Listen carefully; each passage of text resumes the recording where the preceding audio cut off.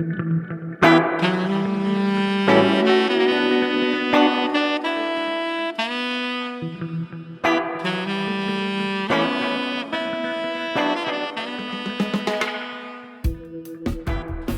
listening to the Speaking Tongues podcast.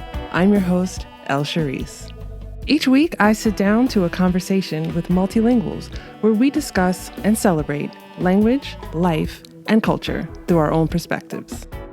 Episode 76, Speaking Luganda and Ugandan Sign Language.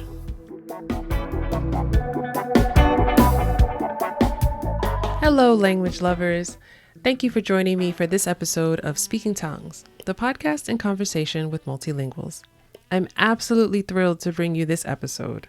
My guest today is Erick, who joins me from Kampala to talk about the Luganda language. Erick is a Luganda teacher, and in this episode, he tells us about learning Luganda from his native Lusoga language. He tells us about the languages spoken all around Uganda, including the languages in the north that share border with Sudan, and in the east with Kenya, and the south and west with Rwanda and the Democratic Republic of Congo. Erick breaks down Luganda for us from the word order to the tonality to the relaxed and stressed vowels.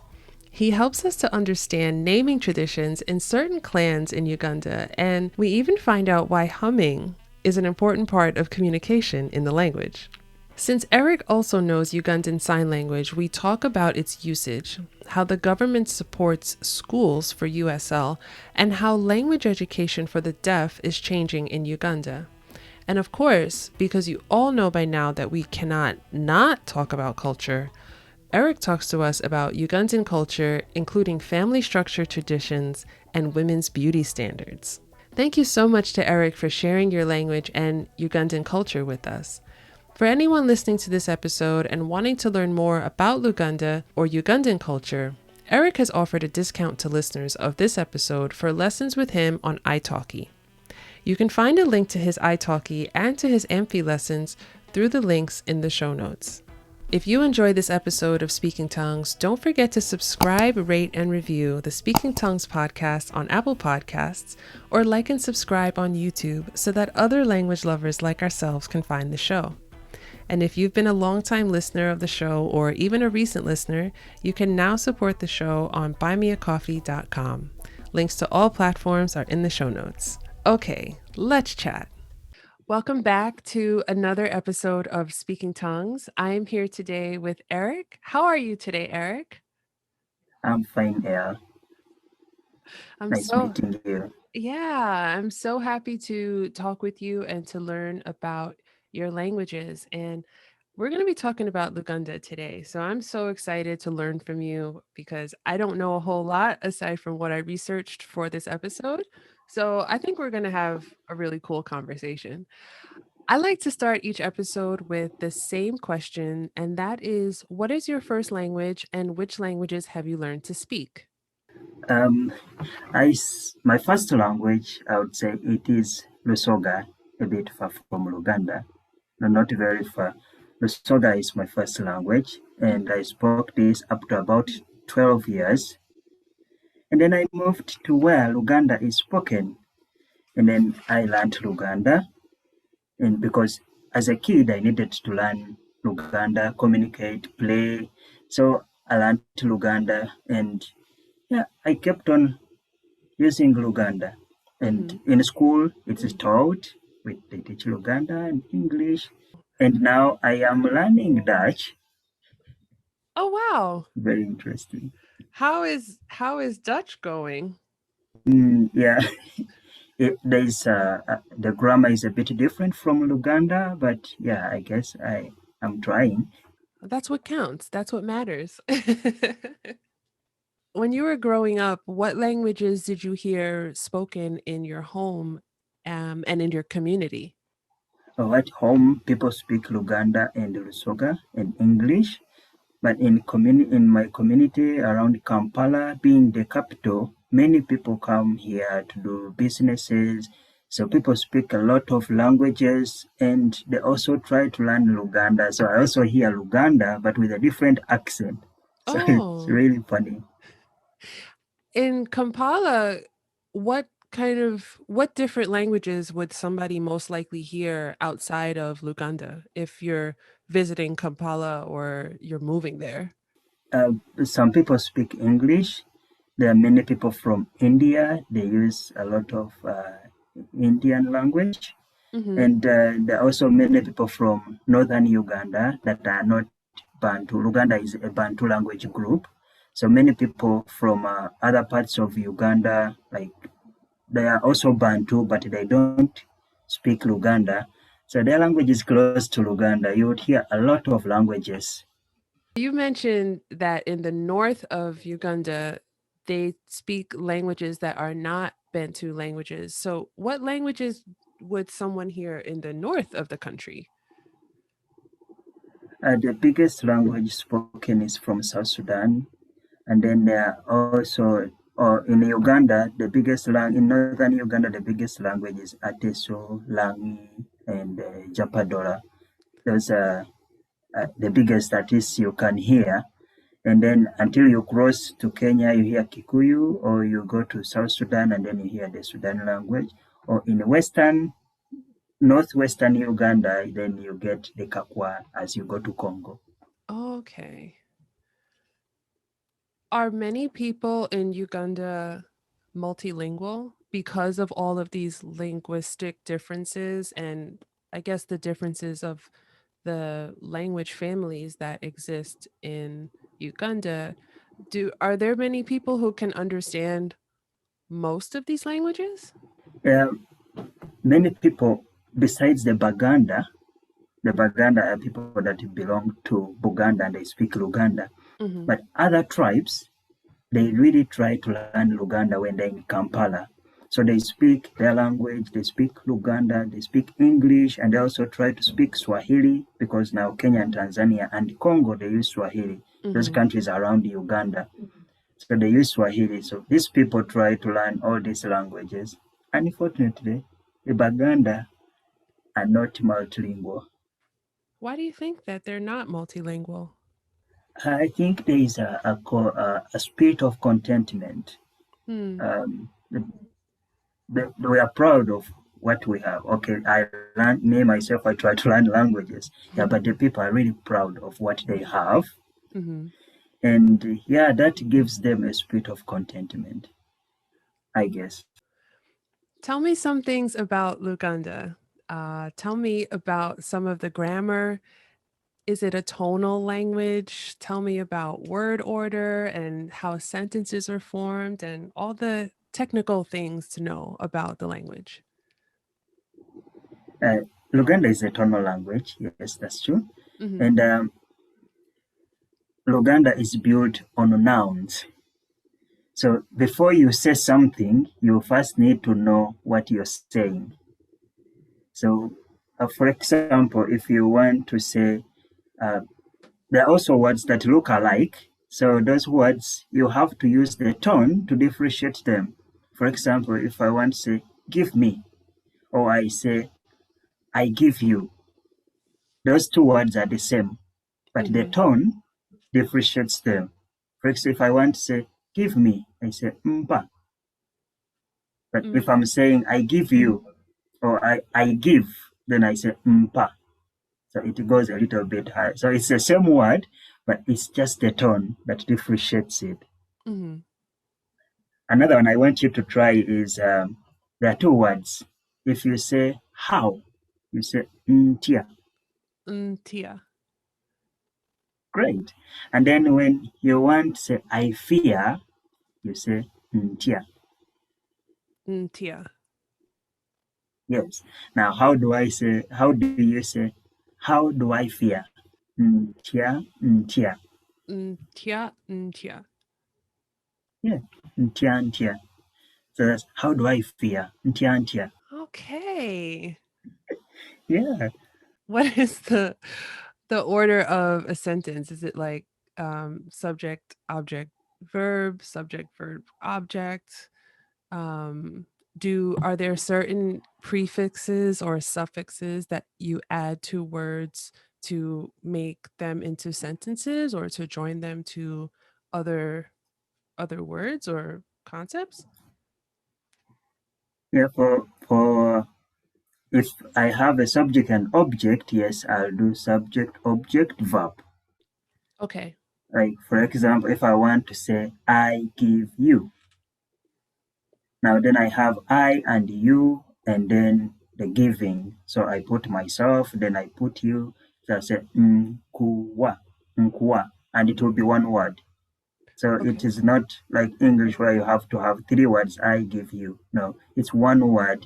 Me is represented by N and then you with KU and then the give. So it's a nkuwa, just as one word. Another one, like if I want to say, I have greeted you. In English, usually we use hello. But that word in Luganda, we translate it that I have greeted you. Then you say nkulamusiza. Oh. Nkulamusiza. Yeah. Inkuwamisiza. Yeah, it's a nice one. I like new people to try it usually.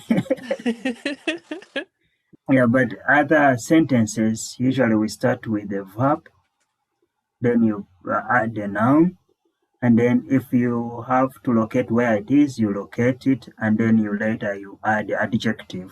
So it has like that grammar construction. You either start with a verb if the verb directly affects the noun, but if it's a noun affecting the verb, then you start with the noun. Okay. So but most sentences without a verb, they always start with a noun because the noun gives you the prefix. How do we know to say, like if I want to say this girl is good or this book is good, these two sentences differ because now the book has a different prefix and the girl has a different prefix. So we look at the noun, the first two or three letters give us the prefix. Okay. So that's how Luganda is. Okay. What about vowels? I read as I was researching for this conversation that there are long vowels and there are short vowels. How do the vowels work to change the meanings of the words? Yes. For this one, I want to do it from your area of interest. What do you like? Traveling, food, or visiting? What do you like? All of those things. Okay. How about Let's talk. food? Let's say food. Uh, let's talk about food. Okay. Now, if you want to buy food, you go to the market, and then you want to buy food. So somebody says, "Oh, looks at, oh, here's your accent," and say, "This one is not Ugandan, so he must have money. So I'll overcharge him." So then you say, if you maybe you have already learned some Luganda word, you want to say, "Oh, you're overcharging." So now that word has a counterpart which is shorter version, and the shorter version means a wizard. So if you say "Oh, Sarah," that is overcharging. But if you say it quick, then you're saying you are a wizard. "Oh, Sarah." Osera versus "Oh, osera. Sarah." Yes. So now that Oh. is you're overcharging or you're a wizard. We also have on the other side, we have stressed words and relaxed words. Okay. Those that have double consonants and single consonant. For example, we have, and usually these ones are direct opposite of each other. For example, if you want somebody, it's not a nice example. Maybe you have to kill something or you have to release something. So if you stress it, that would be killed. But if you say it relax, then it will be released. For example, if I say okuta, now that is to kill. Okuta, Okuta. Okuta. yes. Now to release is okuta, Okuta. yeah, to let it go, to release. So if you're not careful, you either let somebody go or you let somebody die. Oh no. Oh. That's how Luganda also is constructed. It has a lot of stressed words and their counterparts are relaxed words. And usually the meaning is almost the opposite. Mm, okay. Is this common among Bantu languages that you know of? Uh, like I Is, told you, I speak Lusoga also, but Lusoga doesn't have many of these stressed and relaxed words. But for Luganda, yes, of the languages I know, at least Luganda has many of these ones compared to other Bantu languages that I know. how different is Lusoko and Luganda? And I guess when you were learning Luganda, what was that experience like for you to learn this language? And how different was it? How different is it from your first language, your native language? When learning Luganda, it took me time, but as a kid, of course, you learn quickly. You start speaking even when you're not saying it right, and then things get in place as you go on. So for me, learning Luganda wasn't a struggle. It wasn't something I felt like I have to learn because it just came naturally. Lusoga is really close to Luganda. Usually people call them twins, but Lusoga is a little like broken Luganda. Sometimes some words have the opposite, where mostly Baganda use J, the Basoga use Y, and where the Baganda use D, uh, the Basoga use J. So there is that small difference, but most words, if somebody from Lusoga is speaking and is very new to Luganda, even somebody from Luganda will understand, and both they will understand each other. Oh, So good. it wasn't something hard for me to switch. Hmm. Yeah, actually, most of the Bantu languages in Uganda, there are about 15 languages of Bantu in Uganda so far, Hmm. and all these ones, they are related. When somebody from another language speaks, at least one from the other Bantu language will be able to understand. The minimum you can understand is about 50%. Okay. Wow. So it's not really hard. If you have one Bantu, you're able to understand the other Bantu. Okay. Oh, I like that. I like that a lot. So I have a question from our friend Julie, who is one of your Yes. students, and she is one of my listeners. Julie wants to know, and I think everyone, all of my listeners want to know this too.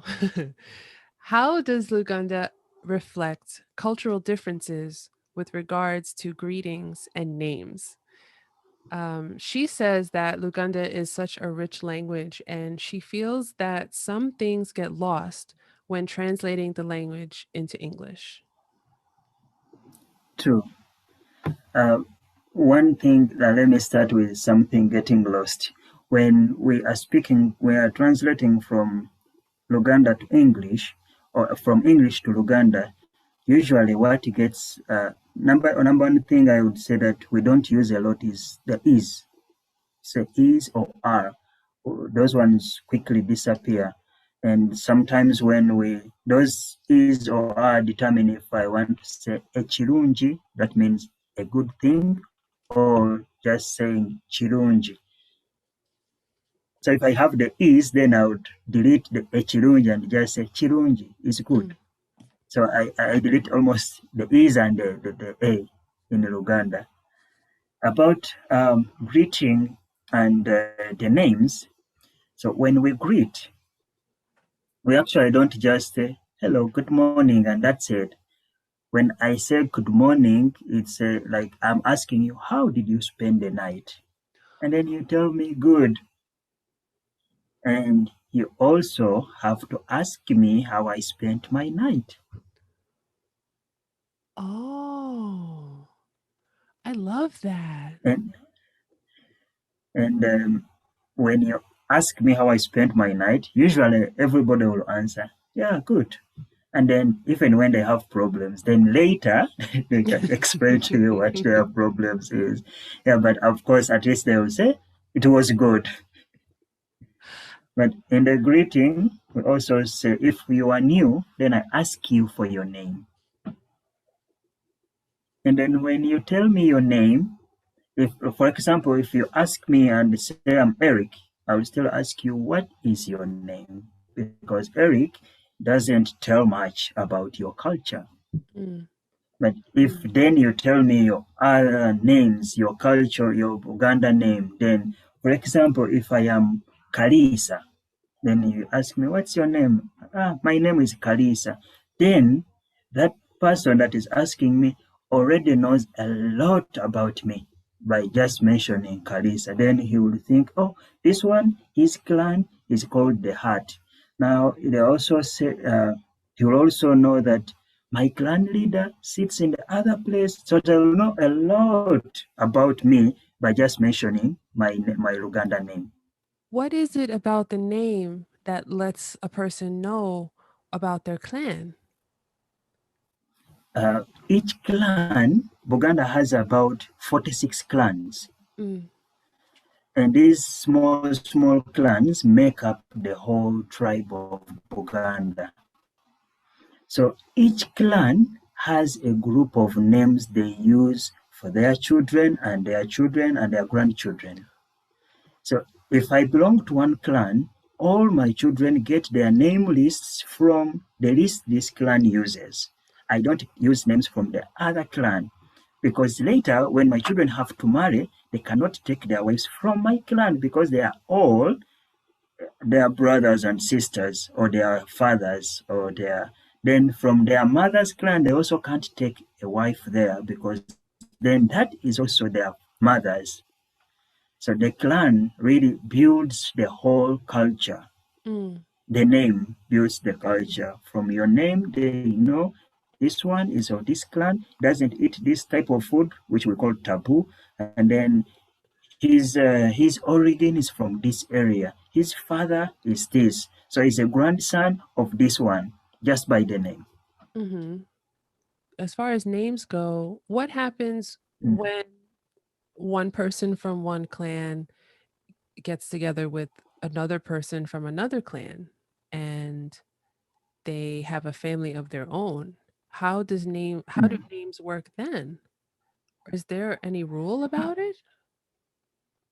So when a man, usually we say the child belongs to the man, that is the culture of Buganda.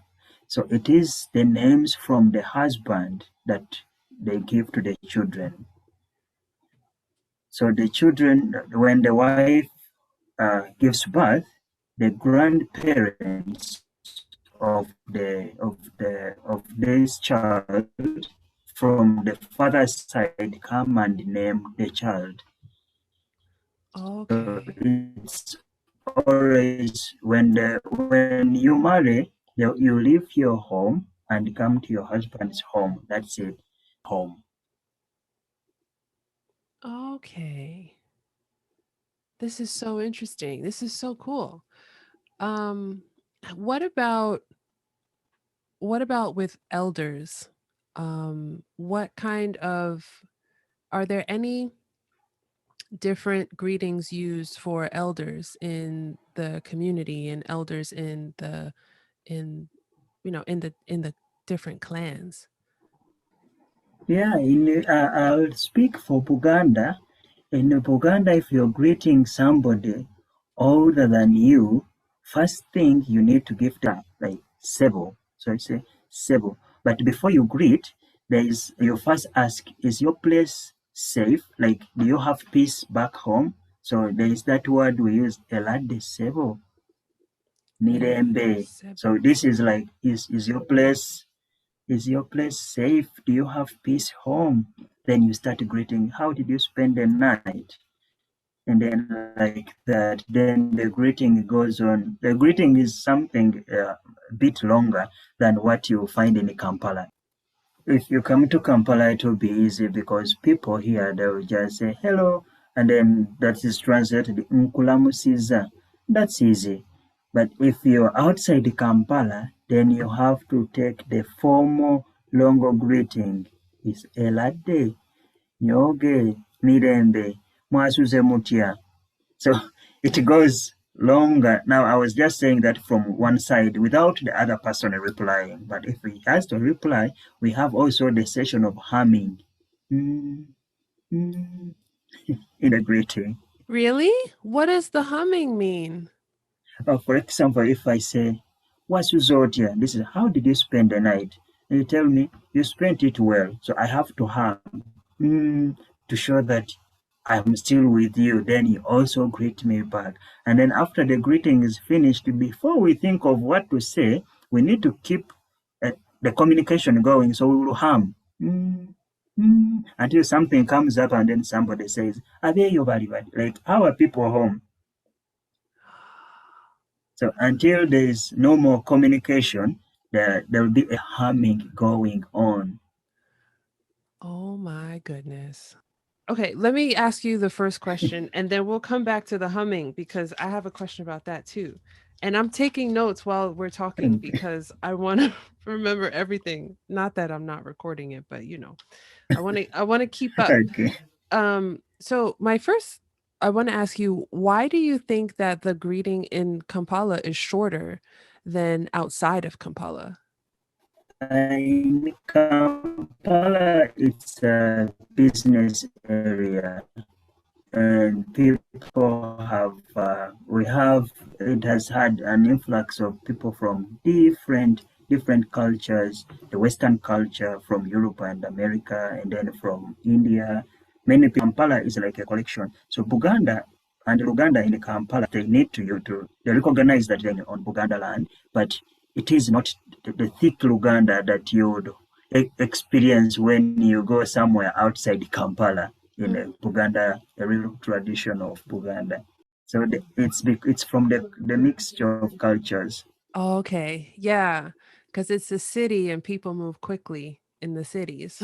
Yeah, yeah, yeah.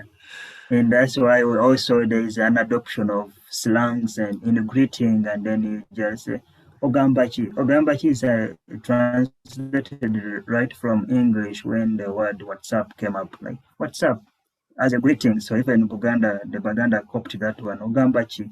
But that is not really a formal greeting. But you can find it here. People say Ogambachi, JND, and it's finished. That's contrary to how a traditional person would greet. Yeah. Is that more I guess you hear that more with, younger people and kids. Yes, yes, yeah, yeah, young people, especially between now, Ogambachi would start from the age of 15 to 30 there.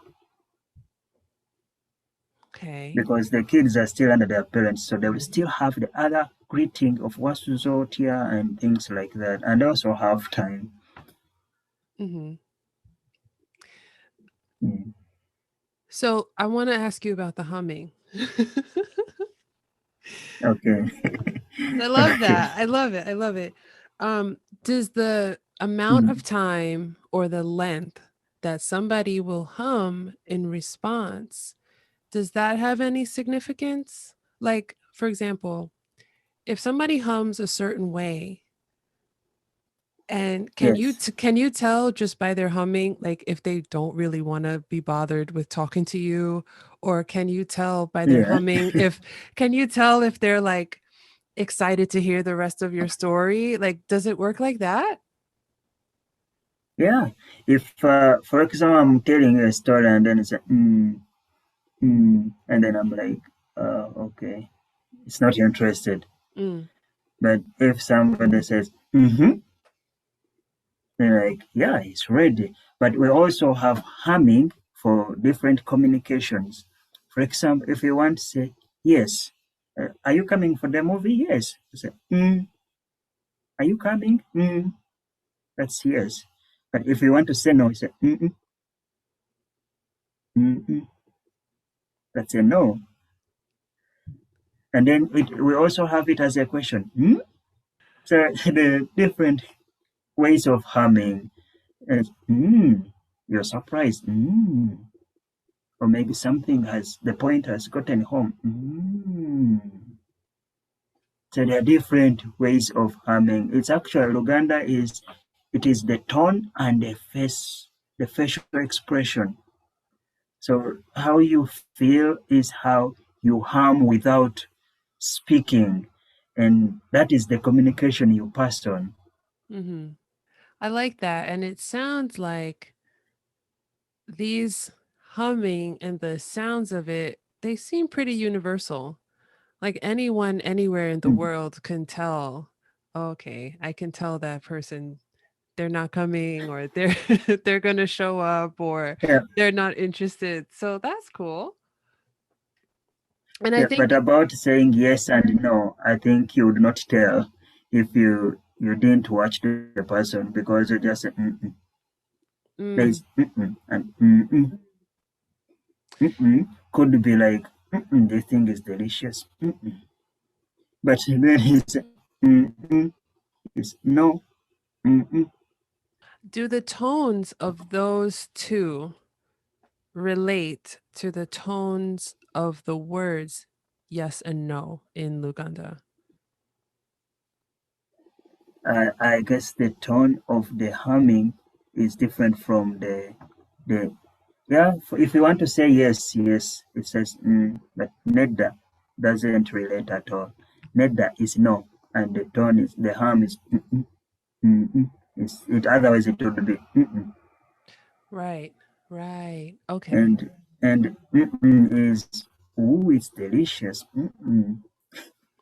Okay. I think it was worth asking that question. I think it was worth because I would have been thinking about it like if I didn't ask you that, but it does make me think about it because it is a tonal language. So when you are using a tonal sound as well, it just makes me wonder if there's any relation to it, but there isn't. Yeah, some of them. I think the closest relation would be the feeling, Mm. how you feel. That would be the closest relation.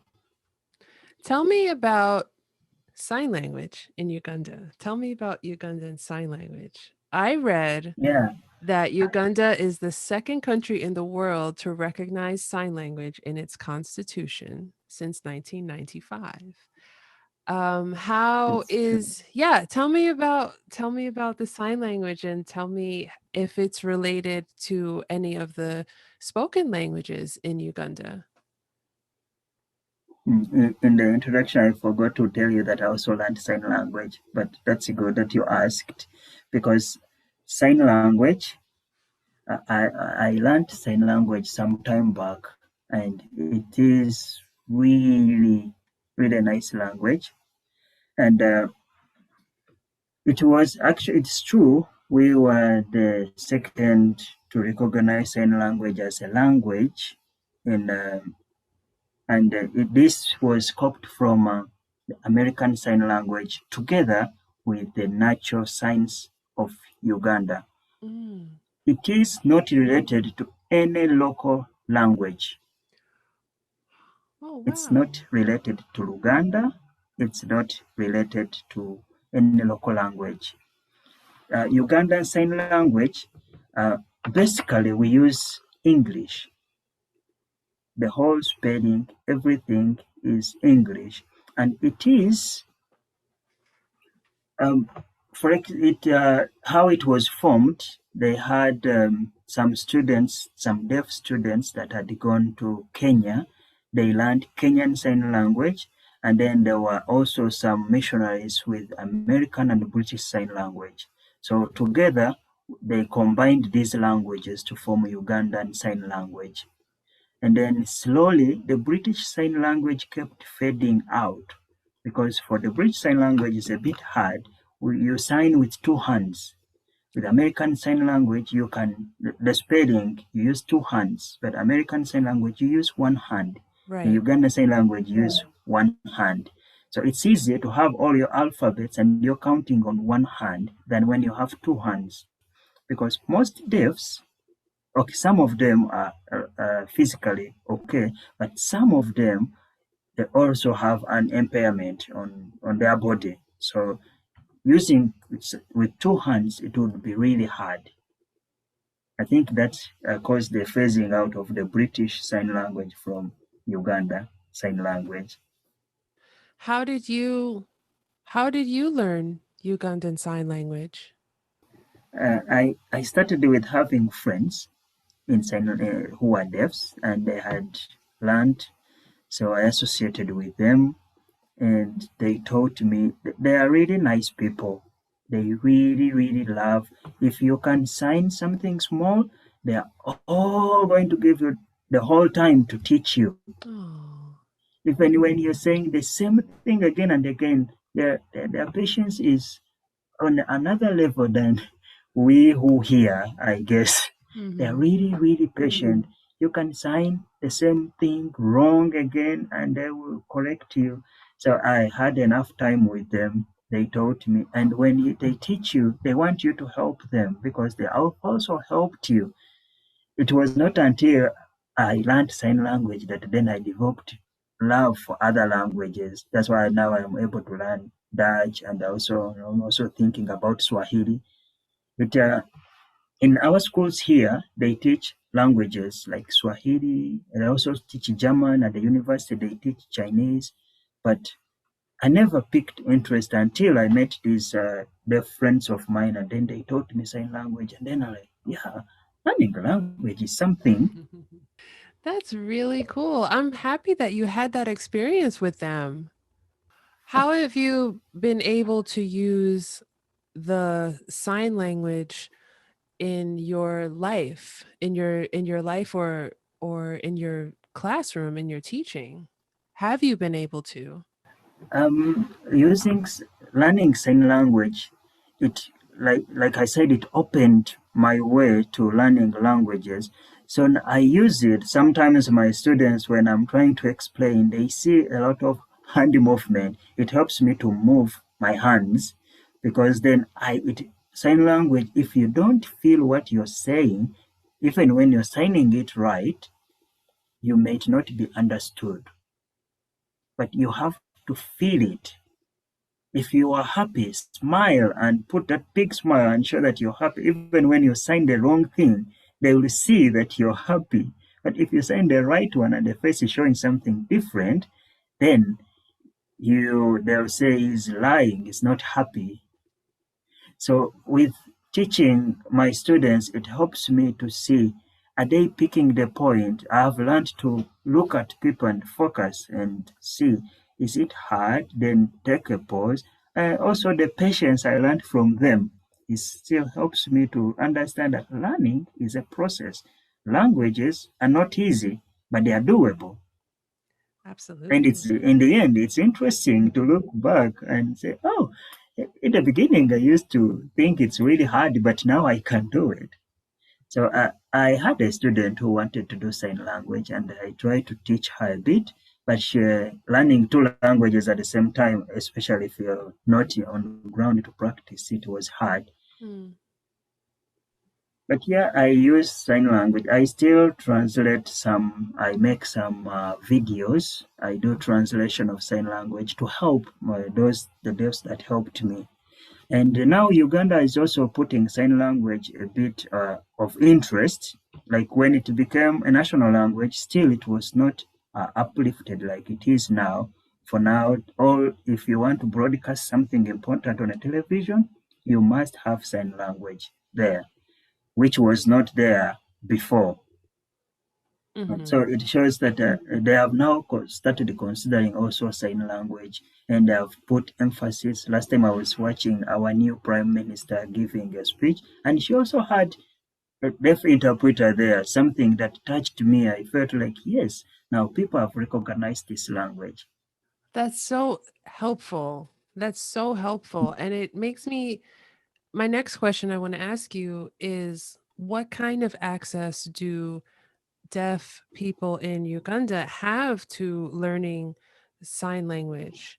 Is it something that someone in a rural part of the country may have a difficult time gaining access to or gaining the ability to learn this language? Yeah, with Uganda Sign Language, yes, before about 4 years ago, between 2 and 4 years ago, it was hard. But later, people started building up these private schools, and also the government has put up many government schools. Before, there used to be very few schools, so you had to have a wealth family to support you to get to sign language. But recently, people have also started helping out with. I've also seen many organizations coming up to support the deafs, to educate them. But the deafs that are in the villages, it's hard for them to have the education. But it's not the hardship is not only facing them; it is the whole community situation, because in the village, if the parents are not able to support their hearing children, they're also not able to support their deaf children. So it's just a general situation that they are not able to help this one and the other one. It's not that we can help this one and leave out the other. That was the case some time back, but now it's not the same. It's changing. I would say it's changing. That's good. So the government, what kind of steps is the government taking to provide access to Ugandan Sign Language in schools or The for younger people who are deaf and who need to communicate? Yeah, in schools, in deaf schools, they have also sponsored those schools that if somebody hearing is able to learn sign language, you go and learn for free. So that is in those government schools. So they teach parents of the deaf and any other person who wants to learn sign language, the hearing ones. So something that can help when this child needs help somewhere. Also on communication medias, they have endeavored to make sure that there is sign language for the deaf so that they don't miss out on the important information that is being communicated. The sign language is based English. on English. Yes. How do or do you know how do people feel about having a sign language that's not based on any of the languages that are spoken in the country? Um, Not many people have picked up the interest of learning, even when the government has put up such a free program. Not many people have endeavored to learn, but those that have endeavored to learn, they are free with it because they need also, some of the parents have not gone to school that have these deaf children. So it is an opportunity for them to learn English and to learn sign language. I Mm. think they feel, I have met, because I have many deaf friends and I work with them. I interpret for them sometimes. So their parents are really, really happy to see that there's a hearing person signing, understanding their children. And so they don't mind. Okay. As far as learning English or using that opportunity to learn English, I know that English is an official language in Uganda. How is the English language used in Uganda? Is it used in um I guess maybe a better question would be, is it common to hear English spoken, or is it used only in certain capacities like business or sports or And there are certain most businesses use around Kampala, they use Luganda unless they have an international hand like support, then they will use English. But also I think they encourage people to use the local languages that people understand. But English is being a national language is the only language that is taught all over Uganda in schools. hmm. And then other languages are optional. So you can choose to learn or you don't have to choose to learn. The only language that is examinable on the National Examination Board of Uganda they use it's only English and Luganda, so you have to know English. And the constitution is not yet translated to other local languages fully. So English works most in offices, government offices, and or other international offices. Is what language do children receive instruction in? Is it in Luganda? In English.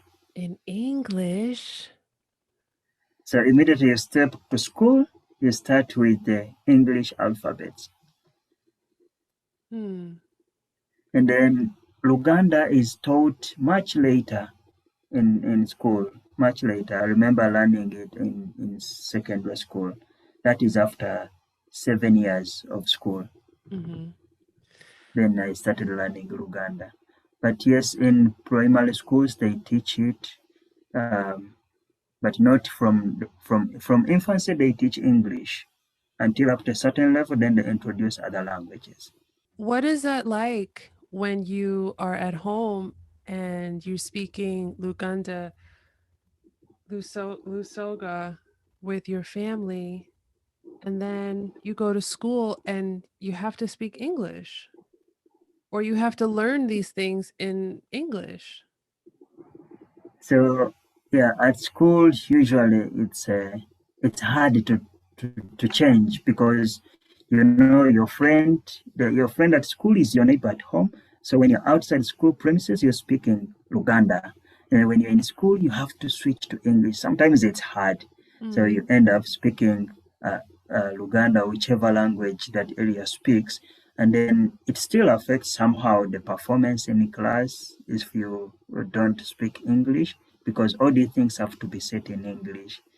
But yeah, if you practice like people from other parts of the country, when they come here in the Buganda, they don't know how to speak Luganda. Those people perform better because all they speak is English. So at the time of the examination, it's easy to read. right. So that helps them because now they don't have time to speak Luganda, and now they look at a question with the Luganda grammar because the grammar of Luganda and English are quite different. So Mm-hmm. it doesn't make sense to speak Luganda and be examined in English. Are there any people in Uganda who feel like instruction should be a local language? Or are people, how do people feel about, the school system and the instructional system being in English? Is there a Yeah, push to get rid of that? if there would be a push, then it would be hard to determine which language should we use because there are over 53 languages in Uganda. That's So true. if Yeah. if you're saying let's push one language, but they tried, they've done something that each region teaches English and the language of that area. So that is on the curriculum. So, Okay. but to examine most of the languages are not examinable on national level. It's only Luganda I have seen that is examinable because Luganda is widely spoken in Uganda. Right. Right. Okay. Now, I was just curious because you're right. I mean, out of 53 languages, what do you choose? What Yeah. that might make things Everyone would want them. Oh, take me, take me.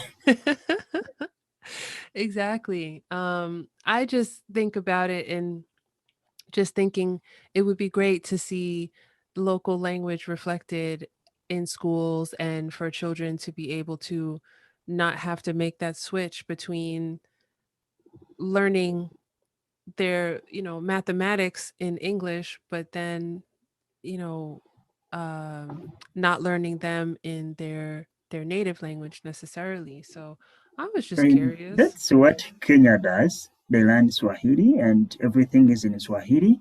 But then they need, many Ugandans have found jobs in Kenya because then their English is a bit higher. So they need to work on the computers and other things that requires English. So it would work here. But then we will also feel a little bit left out of the world if because I just take a look at Buganda. Here, Baganda really love their language, really love their culture. If that is the case, then they are totally going to phase out everything. Like Mm. I said, many people from other parts they come and learn Luganda and learn many languages. Paganda, Luganda. I understand. I So I think understand. it is good with the English. There A are, little better. yeah, there's a little bit of positive there. So at least, Mm, people can communicate across borders. yeah. Yeah. So for people who are unfamiliar with Uganda and Luganda as a language, I mean, even though we've just been talking about it all this time, Yeah. for people who are unfamiliar with the language, how can we experience Luganda and the culture of Uganda through literature or art or music or anything else? The one thing you will not miss is the comedy. Because the comedians usually do it in English. The Mm, music, those that do Luganda, they basically do Luganda. And many literature, actually, it would be the other way around because if you look on the internet, there is very little literature about in Luganda. So it's really? actually the people of the Baganda that don't know English will the one feel uh, a little out of left out Mm, compared to the ones that speak English. If you come to Uganda, everything will be besides seeing the different country and different culture, you will not feel left out because there's English and people have learned to, especially around Kampala, people have seen many cultures, so they have gotten used to live with people of different cultures.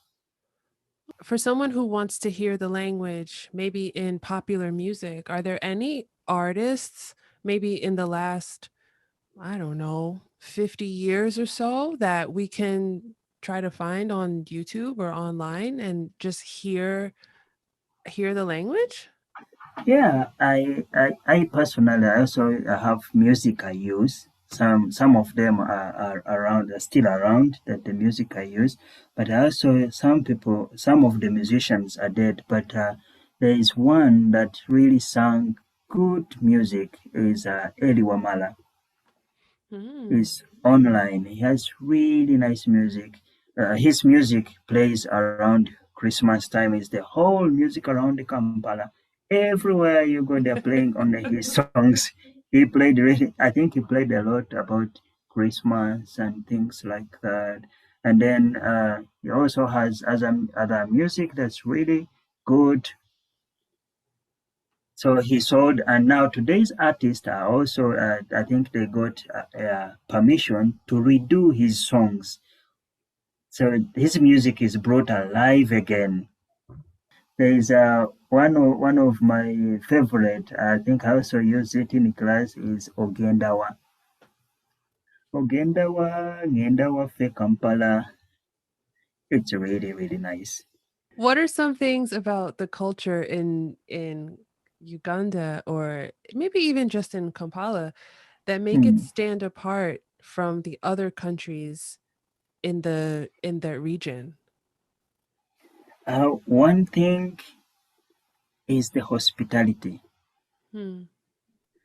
If you visit a Muganda and they're really happy to have you, they'll make you chicken. What kind of chicken? A local chicken, usually they put it in the banana leaves and steam it, spiced. And to know that you are the guest, they'll serve you the gizzard. Oh, that's the special So part.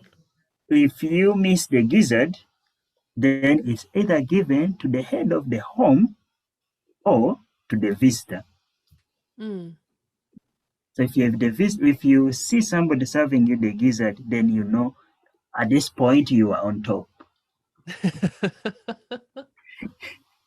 And one thing about the visitor, when they serve you, usually what they do is they give you the whole food as they have cooked it. Mhm. But you're not supposed to finish it. What are you supposed to do? You're supposed to eat, but don't finish it. Because when they make this food, there is the kid that caught this hen. There are the people that made the food, and they served it to you. Mm. So when you eat, you leave for the people that are going to pick the plates. So then they also get food and they eat. Okay. So I haven't seen. I think I've seen that one in Uganda and Lusoga. Hmm. I haven't seen it anywhere else. What are some things, or is there anything about Uganda as a country or Kampala as a city that you would want people to know that they may not be aware of? Um, Maybe something about Uganda. Um, Uganda, we live in families. Like a family is an extended family that includes father, mother, the grandfathers, the grand. So when I say my family, this is far different from the American and European setting. When you say family, it's your father, mother, and your children if you're there. But for us, my father and all his brothers are my fathers, Oh. and my mother and all her sisters are my mothers. And so if something happens to one of them, I'll still say my father. And then sometimes people get confused. How many fathers do you have? Yeah, but they are my fathers, and all their children, all their children from my father's side are my brothers. So my other father has children, all of them are my brothers. We don't have words like cousin and nephew. Those words are just coming up. Really? And now recently we also now have them in Luganda. But yeah, we we prefer to call each one brother, father, sister, like that. It feels much closer and united than uh, calling somebody cousin. Hmm. And then one thing, this one I don't know if ladies would like it, but giving compliments when you add weight. So we say, "Oh, you have gained weight," is a compliment. And a Ugandan lady would be Hmm. happy to be told that. Oh my gosh. I think I have to come to Uganda now. So so I will feel better about this quarantine weight that I That's really interesting though, and I don't know if you have an answer to this, but I'm curious to know how, everyone's online, everyone's on the internet and consuming culture from all over the world. And there are so Mm, many parts of our world where being thin is celebrated and yes. preferred. But how do Ugandan women, and maybe how does the culture in Uganda, like how are they what's happening? What's happening with women? And I really hope that Ugandan women are still, happy to be curvaceous and gain weight and not give in to this like everyone wanting to be skinny because it's nonsense. But like Yeah. how do Ugandan women feel about that? Do you know? For around Kampala, it's changing, but because being fat or being big is considered to be healthy and wealthy. Mm, So if you don't have enough food, is the reason you grow thin and tiny. But if you eat well and you are wealthy, so it means you don't do a lot of hard work. So the only thing you have is to gain weight. So Right. if people say you have gained weight, then you feel like, yeah, I'm well and healthy. I think that's how they feel. But I know that's how men feel. And Hmm. even women, when you tell them that, oh, they say thank you.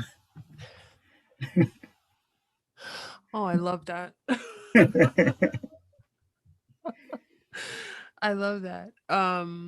I hope that I asked that to say honestly, I hope that Ugandan women, especially in the city where Mm, so many people from all over the world are coming, I hope they don't feel pressure to go in the to lose opposite weight. direction and lose weight. Yeah, yeah.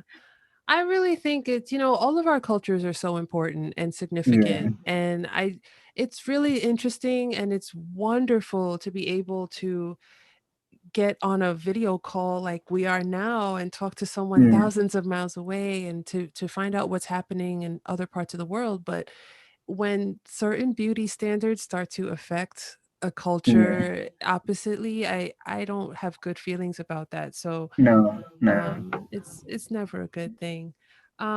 Eric, I want you to tell everyone listening how we can find you if we want to take lessons in Luganda from you, and um, tell us how we can get in touch. Um, you can find me on italki. I think up to now I'm still the only Luganda teacher on italki. Not been anybody to offer Luganda online. So I teach the language on italki, but I have also started teaching culture of Uganda on Amphi. Oh, cool. So, but also teach culture of Uganda on Amphi. Oh, what kind of things do you teach about the culture? I teach about the culture of Buganda, the culture of people in Kampala, and the different cultures. For other languages, I give a hint of how the people behave and the kind of food they eat and their contribution to Uganda. But for Buganda, we go a bit detailed because this is what I know.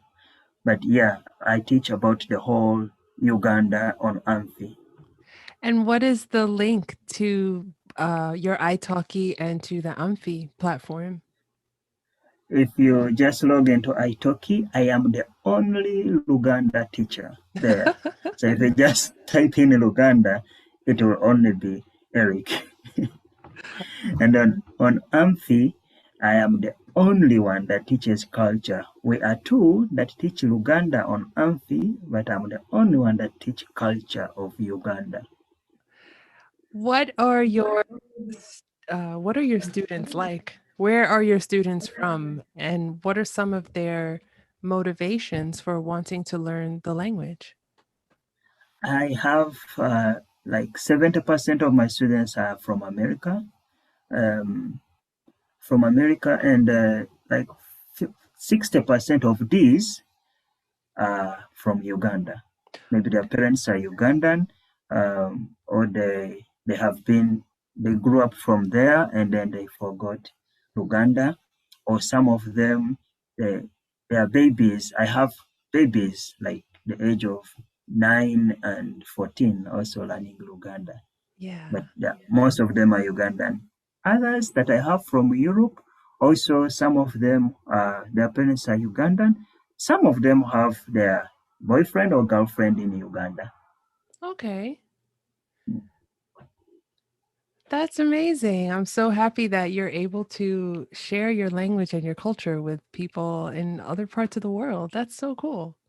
Yeah, So what I will do is I will take those links the links that you have to those platforms and I will add them into the show notes for this episode so that people who want to start learning with you and who are listening can just click the show notes and get in touch with you right away.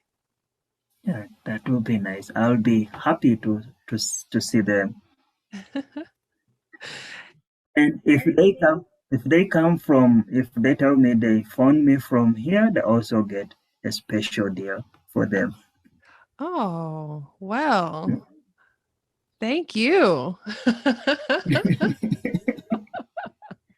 If they Uh, have listened to this podcast, they get a special deal for sure. That's so generous. Thank you so much for offering that to my listeners. So, you heard Erick, everybody listening.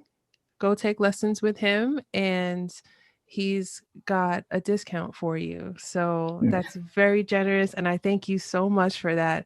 And I thank you so much for this conversation. I've learned so much. I took 4 Post-its of notes while we were talking. I Oh, was wow. scribbling Thank you. everything down while we were talking, and I have, I did my research a little bit before this Mm. conversation, and after talking with you, I have so much more to learn about Uganda and about Luganda and Buganda, and there's just so much to know, and I'm looking forward to learning more. Thank you. Thank you so much.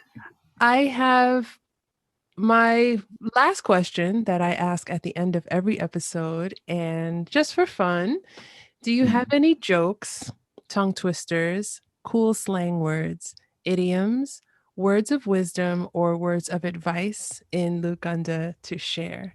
And you have to teach it to me, of course. So, The first one is for fun. Let me cook my head. okay. So we use let me cook my head to say I am thinking seriously. So Mm. after cooking my head, I've coming up with a tongue twister. A tongue twister. Okay. Uh-huh. This is about uh, teachers that taught teachers to teach education to teachers so that they can teach Oh gosh. Okay. in Luganda. Okay. So I'll first do the normal speed and then we can do it. Okay. I'm ready. Omusomesa yasomesa abasomesa okusomesa obusomesa abasomesa abasomesa yavaawa. Okay. I'm ready. I'm ready. Let's take this one step at a time. So a teacher is omusomesa. Omosomesa. Yes. Now teaching is okusomesa. Teaching is okosomesa. Oku Oku oku somesa is to teach. okusomesa. That's to Okusomesa. teach. Okay. Yes. So then we're saying the teacher. So since we're saying the teacher, we'll add o. Omusomesa Omosomesa. eyasomesa abasomesa Abasomesa. okusomesa Okusomesa. obusomesa Obosomesa. basomese Basomese. abasomesa Abasomesa. yavaawa Nyavawa. yavaawa. Yavawa. Yeah. So it's like the teacher that taught teachers to teach teaching to teachers so they can teach. Where did they come from? So it's just omosomesa, omusomesa, Eyasomesa eyasomesa, okusomesa okusomesa, no, omusomesa yasomesa abasomesa okusomesa okusomesa, obusomesa obosomesa, basomese basumesa, abasomesa abasomesa, yakava, yavaawa yavawa, yavaawa. yavawa. Yes. Okay, I'm gonna practice this. Okay. I'm I gonna. can write it for you if you want it. I can send you the words, then you can practice it. Okay, yeah, I'd love to practice this Yes. because I love learning all of these little sayings from everywhere. So this is fun and I need And practice. One waste word from Uganda is okutambula kulaba, okudda kunyumya. When we travel, we see. Oh. And then when we come back, we tell. I love that. So it's like we encourage people, go and see, because usually we think our mother is the best cook, but first go, see, then you come and tell. Yeah. Okutambula kulaba, okudda kunyumya. Can I try that one too? Okay. Okutambula Okotambula kulaba, kulaba okudda okuda kunyumya. Konyunya? Ku. This one has a new consonant that is not in English. Okay. The NY. So we have NYU, MYA, kunyumya. So we're saying kunyumya. Kunyunya. Yeah.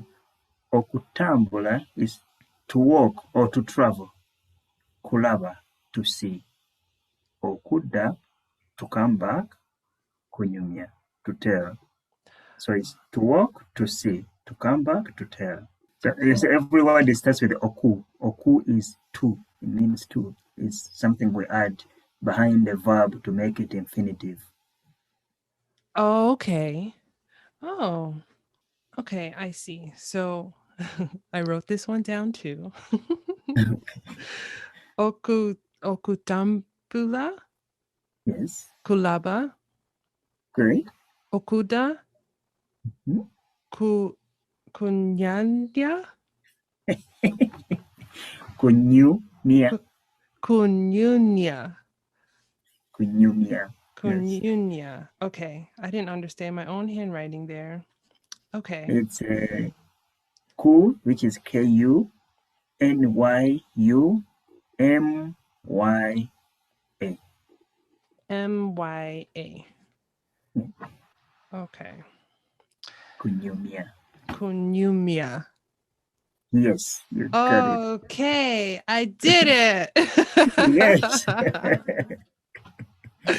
I love to do this question because it's really important to me for people to feel like it's okay to make mistakes and to laugh about it and get it wrong. And that's something that I always struggled with as a language learner. I was just always afraid that people were going to laugh at me and make me feel stupid. So I enjoy laughing at myself trying new words. I understand. Well, I also try to learn languages now, and I make a lot of mistakes. And I have learned to laugh at the mistakes because it is my step to learning. If I expect perfection, then I'm going to get frustrated. Of course. Of course. That's the best way to approach it, I think. Just have fun and give it your best. Yeah. Well, Erick, thank you so much for this conversation again. And like I said, I've just learned so much talking with you. And before I let you go, really quickly, don't think about it too hard. In Luganda, in any language that you would be likely to hear in your city in Kampala, what would be, after we've been talking for all this time, what would be the best way to say goodbye? Bela bulungi. Bela bulungi? Bela bulungi? That is like be well. Bela bulungi. Bela bulungi. Because I would not tell you the other. The other is a promise, like we're going to see each other soon. Right. Oh, okay. If you would like that, then I would say tulabagane. Tulabagane. So it has some word that resembles to see in the previous word we had. Thank you so much again. Kale nawe bela bulungi.